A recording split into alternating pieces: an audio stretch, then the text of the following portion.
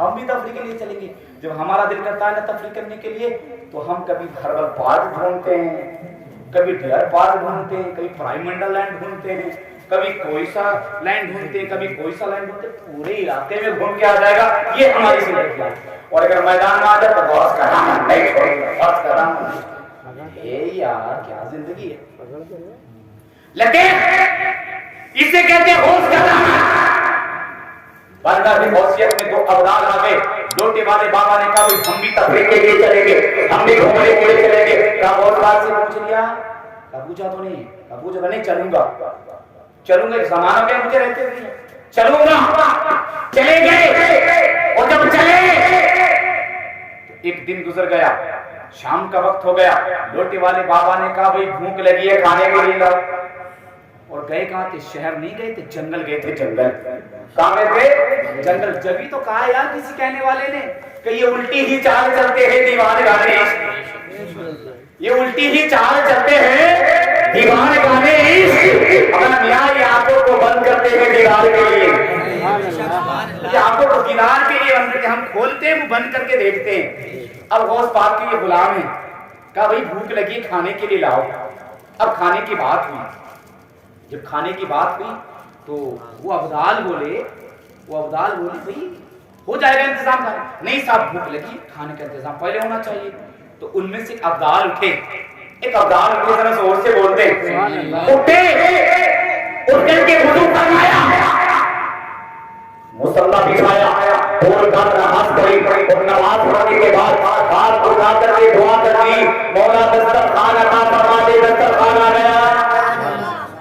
یار غلاموں کا میں یار بس پھر وہی بات ہے کہ غلام تو بغاوت, حسام تو بغاوت.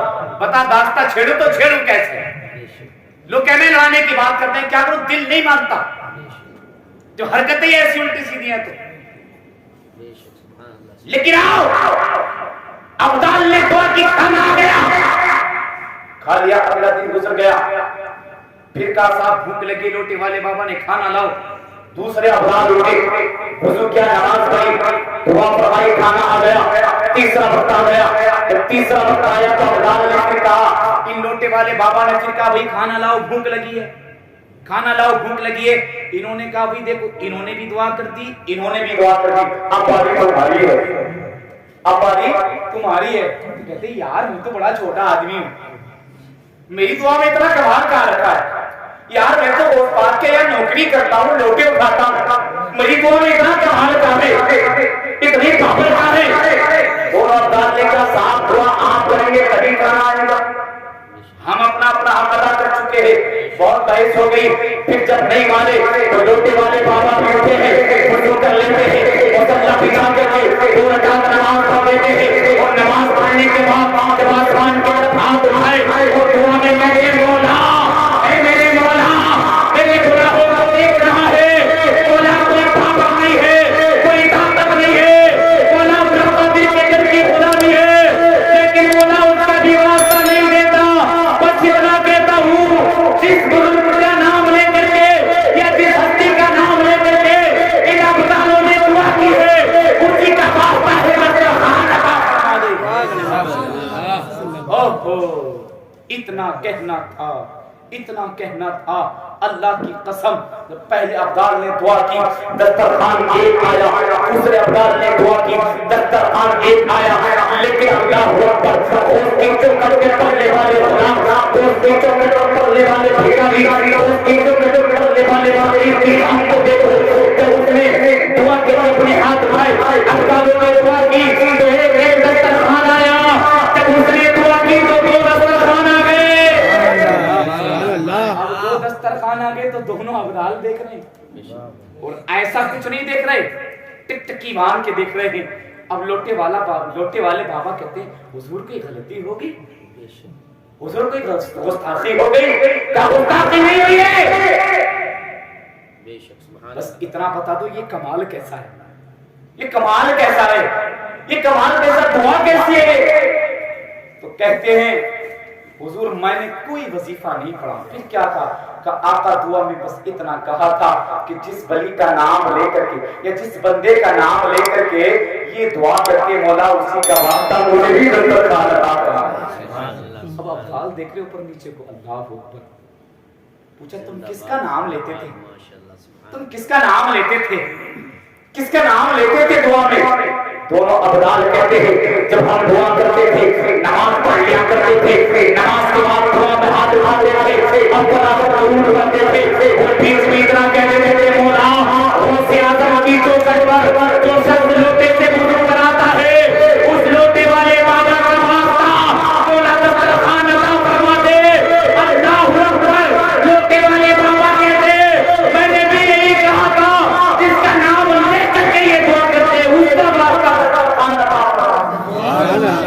वो अता फरमाती है। जब लोटे वाले बाबा ने इतना सुना तो ज़ारो कतार रोने लगे, इतना रोए इतना रोए इतना रोए, आपकी दाढ़ी मुबारक आंसू से तर हो जाती है। अल्लाह अकबर अल्लाह अकबर। दोनों अब्दालों ने पकड़ लिया, पूछा क्या हो गया हुजूर, रोते क्यों हो, रोने की वजह क्या है? तो लोटे वाले बाबा एक जवाब देते हैं, अल्लाह अकबर। गोश्त के टुकड़ों पे पलने की पावर ये है, गोश्त के टुकड़ों पर पलने की ताकत ये है।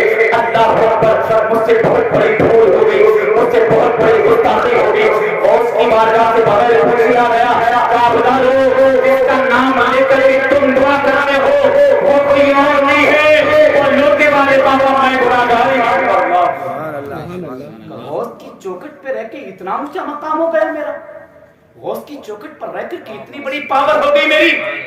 गौस आज़म रज़ियल्लाहु ताला अन्हु की बारगाह में गए, गौस पाक के कदमों में गिरे, कहा आका इन कदमों से बाहर ना निकाले, आका इस चौखट से बाहर ना निकाले। अल्लाह अकबर। लोटे वाले बाबा ने जिंदगी गुजारी और अल्हम्दुलिल्लाह आज भी सरकार गौस पाक के कदमों में लोटे वाले बाबा का मज़ार है। कभी अल्लाह बरदाश्त शरीफ की हाजिरी दे तो ज़ियारत करके आए, गौस पाक के कदमों में है। ये मेरे गौस पाक के चौखट पे रहने का कमाल है।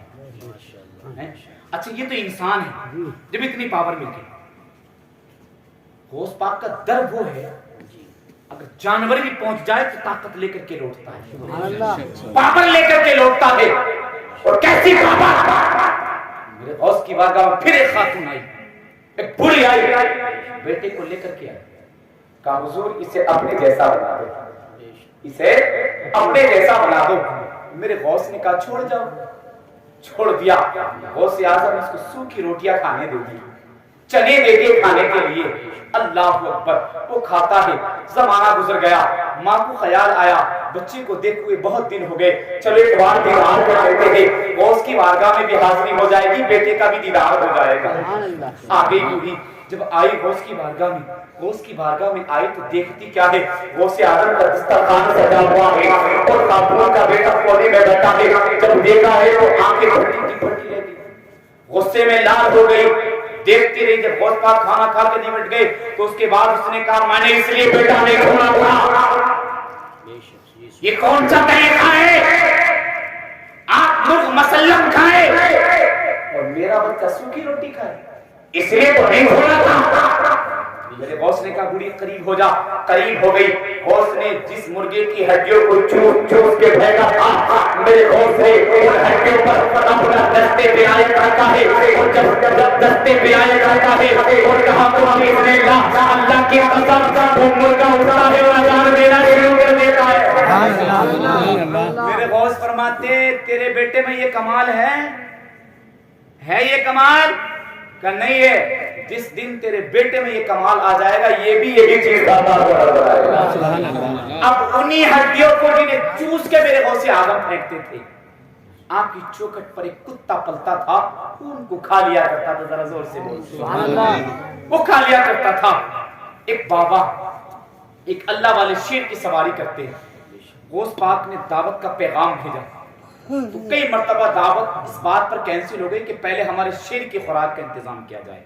इस बार गौस पाक ने शेर की खुराक का इंतजाम कर लिया, आपने खबर भिजाई, इंतजाम हो गया, आप आ जाएं। जब वो आए शेर की सवारी करते हुए, जब वो अल्लाह के वली मेरे गौस की बारगाह में आए, गौस की बारगाह में आते थे उतरे तो आते ही एक बात कही, बताओ हमारे शेर की खुराक कहाँ है, हमारे शेर की खुराक कहाँ है? मेरे गौस ने फरमाया वो तबेले में बंधी हुई है, वो बंध रही सामने। अल्लाह अकबर। इतना कहना था, उस जो अल्लाह के वली आए थे उन्होंने अपना शेर गाय شیر ڈھونڈا ہے، شیر نے چھلانگ لگائی ہے تو میرے ہوش اونچوں کو جو ٹوٹا پڑتا تھا، جو دوست کی چھوٹی ہڈیاں کھاتا تھا، اس کی غیرت نے اجازت نہ دی، اس کی وفاداری نے اجازت نہ دی، یار جس کے گھر جاتا ہوں اسی کے ساتھ وفاداری نہ کروں، اسی کے ساتھ غداری نہ جاؤں، اسی کے رابطی نہ کروں، اسی کے آمد نہ کروں۔ اللہ اکبر، اتنا سوچنا تھا جیسے شیر اس کائنوں پر توڑ لگا رہا ہے، حملہ کرتا ہے، ادھر سے شیر نے چھلانگ بھری، ادھر سے کتے نے ادھر کتے نے چھلانگ بھری تو شیر بھی حملہ کرنے والا تھا، اس سے پہلے کتا آگے بڑھ جاتا ہے، اس سے کتا آگے بڑھا، اتنا آگے بڑھا، اتنا آگے بڑھا کہ کتے نے لمحہ میں شیر کو پھاڑ کے ٹکڑے کر دیے۔ جب تک ٹکڑے کر دیے تو ان کے امام کی نگاہ پڑی تو میرا امام کہتا ہے وہ کیا دبے جس پہ ہو حمایت کا پنجہ تیرا، وہ کیا دبے جس پہ ہو حمایت کا پنجہ تیرا، شیر کو کھونے میں جاتا نہیں کتا کے۔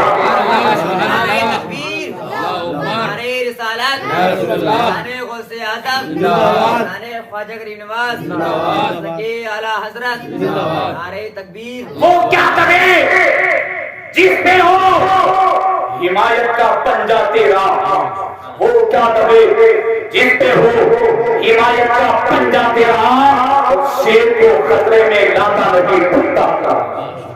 اب یار مجھے بتاؤ غوث کے در پہ جھوٹی ہڈیاں کھانے والے کتے میں اتنی پاور کہ شیر کو پھاڑ دے، یار ہم تو پھر بھی عاشق ہیں، یار ہم تو پھر بھی عاشق ہیں۔ اور عاشق بتاؤں کیسے ہیں، بتا دوں کیسے ہیں، ذرا کہو حسین کا دامن نہیں چھوڑیں گے، بس اتنا سے زور سے کہہ دو، نہیں چھوڑیں گے، حسین کا دامن نہیں چھوڑیں گے، سیدہ کا دامن نہیں چھوڑیں گے، حسن مصطفیٰ کا دامن نہیں چھوڑیں گے، اور غوث کا دامن نہیں چھوڑیں گے۔ تو اتنے پکے دامن چھوڑنے تیار نہیں ہے جی تو ہمیں فائدہ کیوں نہیں ہوگا؟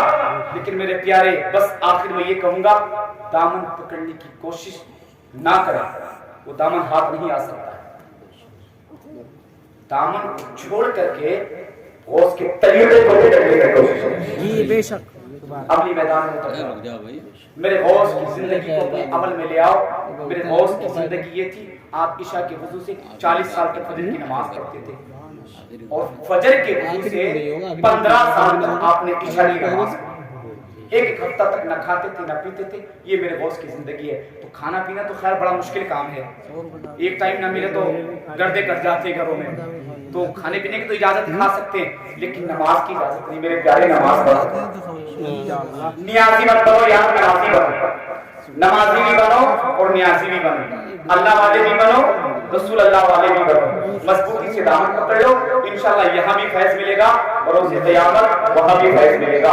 اور انشاءاللہ ہم سنیوں کو اللہ بزرگوں کے سائے میں زندگی عطا فرمائے، ان کے سائے میں موت عطا فرمائے، ان کے سائے میں حساب عطا فرمائے اور ان کے سائے میں جنت عطا فرمائے، آمین۔ اور انشاءاللہ ملے گی، یہ ہمارا عقیدہ ہے، انشاءاللہ ملے گی، انشاءاللہ سب۔